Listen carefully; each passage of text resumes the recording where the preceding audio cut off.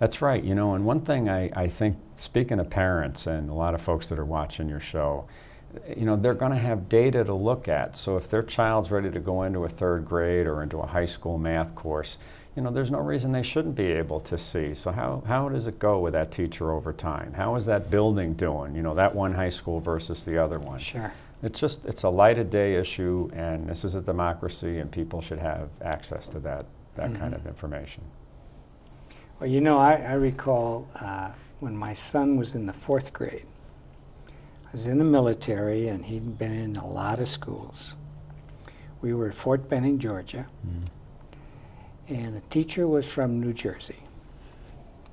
And, you know, you sit at the little desk at parent-teacher day and so forth, and she said, now, you know, I'm going to be your son's teacher. Now, this was in the 70s when there was a lot of turmoil. And she said, I'm not going to be their friend. I'm going to be their teacher. I've adopted Southern ways. They'll refer to me as Miss Smith or ma'am and so forth.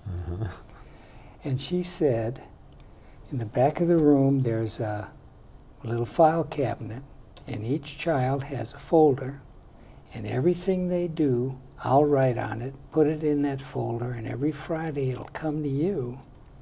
And I'd like you to put something in that folder and return it on Monday.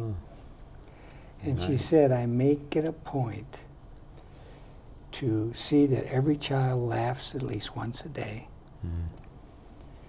that they get some attention from me personally once a day.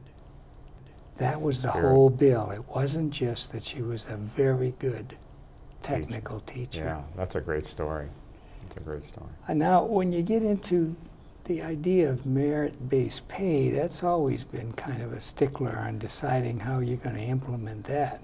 Yeah, you know, what it does, I think, John, is it gives local boards and unions and superintendents an opportunity to negotiate that. The law doesn't jam in a certain kind of system, but it's saying once you can measure student achievement, why wouldn't you have pieces of this in an opportunity to reward a teacher? And that's where the focus is that I think was smart here. And, you know, right now, for example, we pay a premium for a master's degree that you might get when you're 24 years old, and you pay for it forever. Yeah, and you're right. It's maybe, you know, it's not that it's not important to have one, but you want to build a system that also rewards regular professional development, regular achievement. And I'm confident that local districts will be smart about this, and it will take, you know, all the parties involved, including the unions. So, again, an idea that I think there's been some fear from some of the unions and others instilled on teachers that this is going to be a way to get teachers fired and take away pay. It's just not. This is not valid. No, you're just rewarding success again. Right, right. I think it's very helpful, and we'll probably see models come from districts that'll be better than others, and then you'll have others say, geez, that's the kind of model we... Yeah, best practices. Best practice, exactly. You know, we share something in common. My daughter is a math teacher in high school. She started out as an industrial engineer, stopped that to raise a family. Now that the kids are grown, that 4th grade teacher, she came home and she said, Daddy, it's so wonderful. The numbers always come out the same way. And I said, darling, I'm still working on that. But she's just as happy. She just started teaching in the Chicago school system. Really? Now, did she go through an alternative path, or did she go back to traditional? She went back to the traditional. Took her a number of years to do it. Well, you know, the package that you approved includes alternative certification also. Oh, I know. I'm big on that, and I'll tell you why.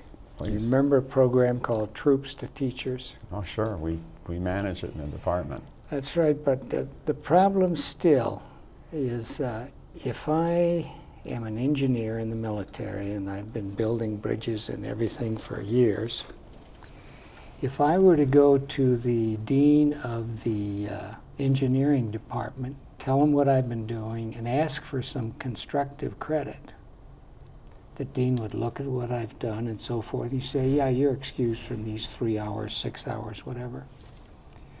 Troops to Teachers, you can't get out of a single hour.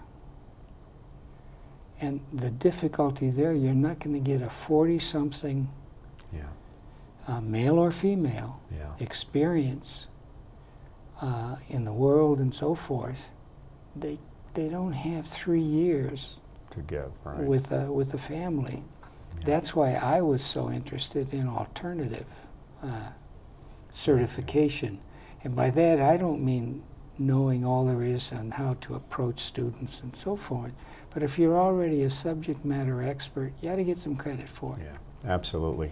You know, this gives me, even directly as state superintendent, an opportunity to approve new systems. And we're going to look outside the university. We're going to also certainly hope the university step up with real alternative certification where you, as you say, you can raise a family, do what's appropriate. Like to become a teacher, you need to learn about classroom management and pedagogy. Exactly.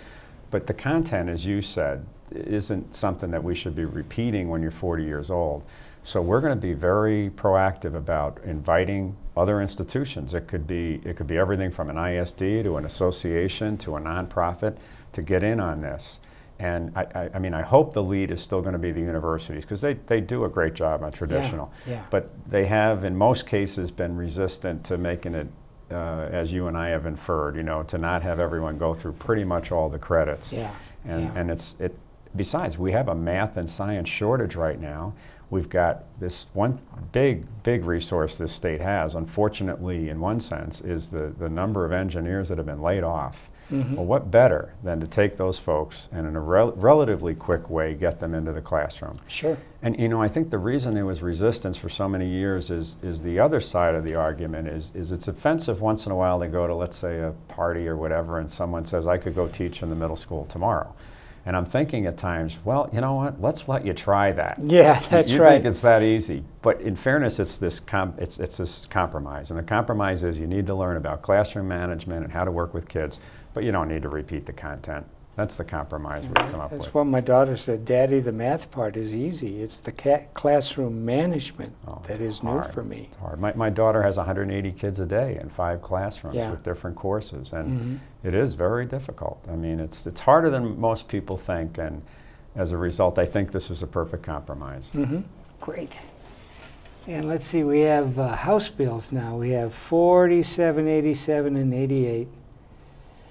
It expands the lists of persons who can ask for a special curriculum, personal curriculum. Yeah.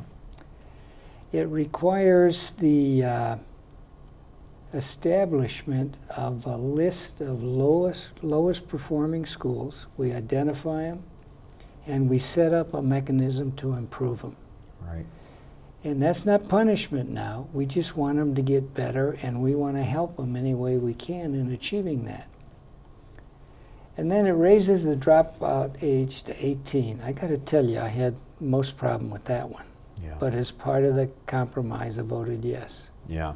You know what, on that, there are some kids that just don't want to be there, but I think the value of this is it says we're a state that expects kids to get to 18.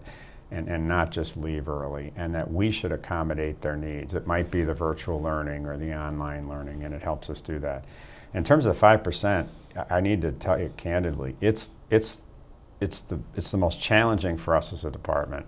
I've got to appoint a reform officer that'll be on our staff under this. We're happy to do this, by the way, because we think out of 4,000 schools, this will mean about 200 schools will be under the jurisdiction of the Department of Ed. I'll have a deputy superintendent / reform officer. We'll try to work. I need to name these schools by September 1. And then they have 60 or 90 days, I forget, to try to have a proposal to show how they're going to improve. And I would say to your audience right now, if there happen to be any schools in that area, we want them to have a proposal that works. We don't really want to have to own those schools because it's best. But if they don't have a proposal that's going to be able to show student growth, I mean, we have, I think it's 140 schools in this state where less than 5% of the kids are proficient.